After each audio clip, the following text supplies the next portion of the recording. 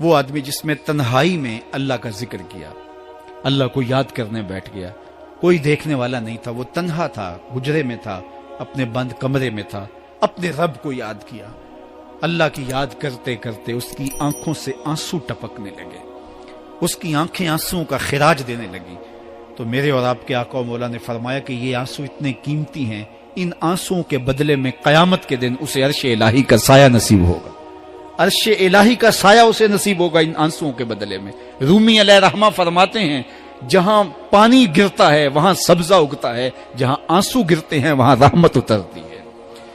تو اس لیے جو اللہ کی یاد میں رونے کا لطف ہے اور اللہ کی یاد میں آنسو بہانے کا اجر اور صلہ رکھا گیا ہے، یہ گناہوں کو دھو ڈالتا ہے، یہ اندر کی صفائی اور ستھرائی کا سبب اور ذریعہ ہے۔ میرے اور آپ کے آقا و مولا نے فرمایا راتوں کی تنہائیوں میں اٹھ کے قرآن پڑھا کرو اور قرآن پڑھتے ہوئے رویا کرو۔ پھر فرمایا فَإِلَّمْ تَبْكُوا فَتَبَاكُوا، اگر رونا نہ آئے تو رونے کی کوشش کیا کرو۔ حضرت داتا گنج بخش علی حجویری سے ایک مرید نے کہا حضرت اگر رونے کی کوشش کریں پھر بھی رونا نہ آئے، فرمایا پھر اپنے مقدر پہ رویا کرو۔ تم اتنے سنگ دل ہو گئے ہو کہ تمہاری آنکھیں آنسوں کا خراج نہیں دیتی۔ جو رونا نہیں جانتا وہ اللہ کی رحمتوں کو اور اللہ کی کرم نوازیوں کو کیسے سمیٹ پائے گا؟ بچہ روتا ہے تو ماں دودھ دیتی ہے، جب بندہ اللہ کے حضور الہاؤ زاری کرتا ہے، عجز کرتا ہے، انکساری کرتا ہے تو اللہ کی رحمتوں کو جوش آتا ہے اور اللہ تعالیٰ کی رحمتیں اس پہ برستی ہیں، اور اس کے نہ صرف گناہ معاف ہوتے ہیں بلکہ اللہ تعالیٰ اس کے گناہوں کو بدل کے نیکیوں میں تبدیل کر دیتا ہے۔ ایک فقیر تھا، ملنگ درویش، اللہ کا بندہ، اس کی عادت یہ تھی کہ اپنے ڈیرے پہ آنے والوں کو کھلاتا، ان کو پلاتا، ان کی ضروریات کا خیال رکھتا، لیکن کو مالی آسودگیاں نہیں تھی۔ ہوتا یہ تھا کہ بعض اوقات لوگ آتے تو ادھار لے کر کے وہ لوگوں کو کھلا دیتا۔ خیر چونکہ فقیر کا مزاج یہ ہوتا ہے کہ لوگ آئیں اس کے ڈیرے سے کھائیں، بابا بلے شاہ نے بھی کہا تھا نا، اٹ کھڑک کے دکڑ بجے تتا ہووے چلا، آن فقیر کھا کھا جاون راضی ہووے بلا۔ یہ فقیروں کا مزاج ہے، تو جو بھی آتا اس کے ڈیرے سے کھاتا اور وہ ادھار اٹھا اٹھا کے لوگوں کی ضروریات کو پورا کرتے رہتے۔ وقت آخر آ گیا، جن لوگوں نے ادھار دیا تھا وہ سارے تقاضا کرنے آ گئے۔ اب بابا جی کو کیا فکر لاحق ہے کہ یہ میرے مہمان اور میں ان کو کچھ پیش کرنے کی صلاحیت نہیں رکھتا۔ ایک بچہ تھا، وہ کچھ سامان بیچ رہا تھا، پتیسا بیچ رہا تھا یا کوئی اور چیز بیچ رہا تھا۔ اس نے گلی سے گزرتے ہوئے آواز لگائی، خادم کو کہا سے بلا کے لاؤ، کہا تم بیچ رہے ہو تو میرے مہمانوں کو کھلا دو۔ بچہ بڑا خوش ہوا کہ میں سارا دن گلیوں میں گھوم کے یہ پتیسا بیچنا تھا، اب یہ ایک جگہ ہی سارا فروخت ہو گیا تو یہ تو موج لگ گئی، میں جلدی گھر چلا جاؤں گا، میری ماں خوش ہوگی۔ تو سارا ان مہمانوں کو کھلا دیا گیا اور اس کے بعد کہا بابا جی پیسے؟ کہا تم بیٹھ جاؤ، جب ان کو ملیں گے تو تجھے بھی مل جائیں گے۔ وہ بیٹھ گیا، 2 4 10 منٹ بیٹھا تو بچہ تھا، پھر کھڑا ہو گیا، بابا جی پیسے؟ کہا جب ان کو ملیں گے تو تجھے بھی مل جائیں گے۔ پھر آدھا گھنٹہ گزرا تو پھر اس نے کہا بابا جی پیسے؟ میری ماں میرا انتظار کر رہی ہے، ہمارے گھر کا چولہا اسی سے جلتا ہے، میں یہ پیسے لے کر جاؤں گا اور میری ماں کوئی ہنڈیا خریدے گی اور ہم شام کا گھر کا کوئی سلسلہ کریں گے۔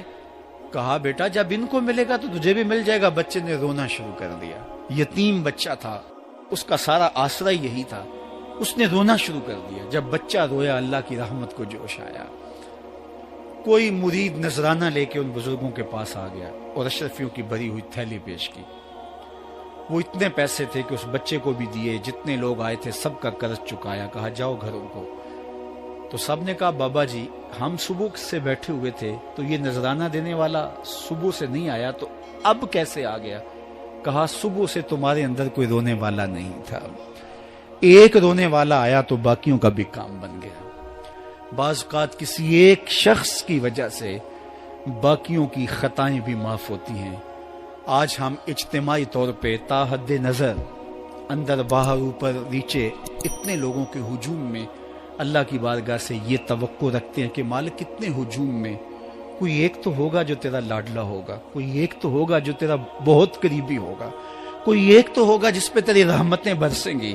تو مالک اس کے صدقے سے ہماری خطائیں بھی معاف کر دے، ہمارے گناہ بھی معاف کر دے۔ کوئی ایک رونے والی آنکھ مل گئی تو باقیوں کا بھی کام بن جائے گا۔ اٹھ فریدا ستیا تے میلا ویکھن جا، وت کوئی بخشیا مل جاوے تے تو ہی بخشیا جا۔ میرے مالک ہم سب کی خطائیں معاف کر دے، ہم سب سے درگزر فرما، اور ہم سب کے باطن کو ستھرائیاں دے دے، ہمارے اندر کو پاکیزگیاں دے دے۔ بہت وقت میں نے اور آپ نے صاحب گزار لیا، تیزی کے ساتھ زندگی بیت رہی ہے۔ میں اگر اپنے آپ کو دیکھوں تو میری زندگی کتنی بہاریں کاٹ چکی ہے۔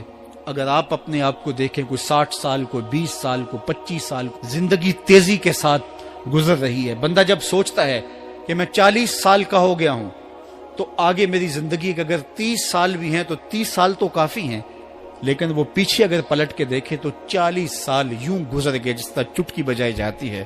جب چٹکی بجانے کے وقت میں 40 سال گزر گئے محسوس ہوتے ہیں، تو جو باقی 30 سال اگر ہوئے بھی، وہ تو گمان ہے میرا، وہ تو گمان ہے آپ کا، ہمیں تو ایک سانس کا بھی نہیں پتا۔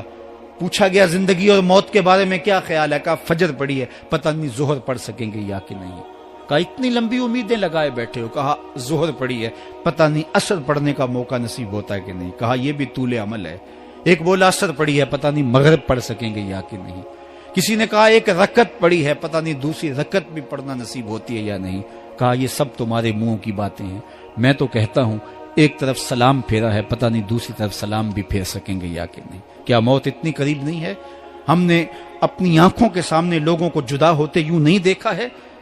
ہم کہتے ہیں اس کی خبر سنا رہے ہو موت کی، یہ تو میں نے ابھی سبزی والی دکان پہ دیکھا تھا، لیکن جب موت آتی ہے تو ایک لمحے کا تقدم اور تاخر نہیں ہوتا۔